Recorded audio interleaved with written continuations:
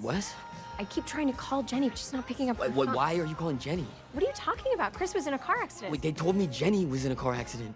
When we arrived at the hospital, we were hit with devastating news. My husband and my sister had been rushed into the emergency room at the same time. It was impossible not to assume they had been involved in a car accident together. Yet that made no sense, because they had both left home alone that day. I was afraid to think any further. Soon after, even worse news arrived. Neither of them survived. When I learned that my sister, Jenny, had been on maternity leave at the time, the thought I least wanted to acknowledge began to surface. Maybe they really had been having an affair.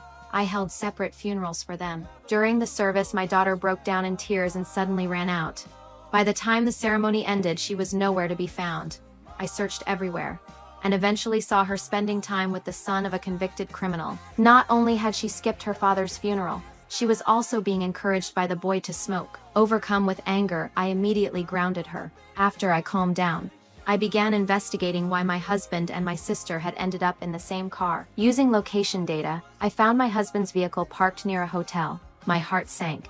They had not only booked a room there but had stayed for an extended period of time. What made it even more cruel was discovering that the handbag I had gifted my sister contained lingerie. I completely lost control and began smashing my husband's car, using rage to release the pain.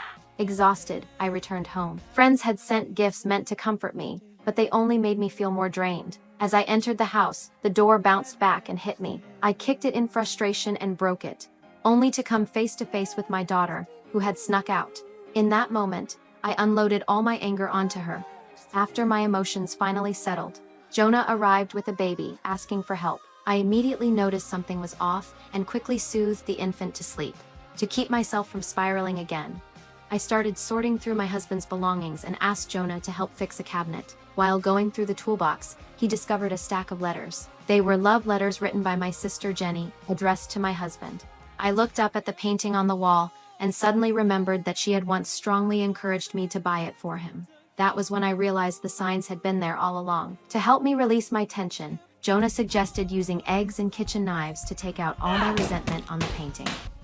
Once everything was finally let out, I felt myself able to breathe again.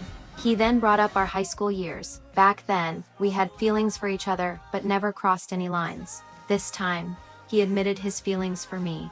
I rejected him immediately. I could not allow my daughter, who had already lost her father, to face a situation like this as well. Yet, when I looked at the old photos, my resolve began to waver. In the end, I asked him to meet and talk. When we finally confronted our feelings and shared a kiss, my daughter walked back in.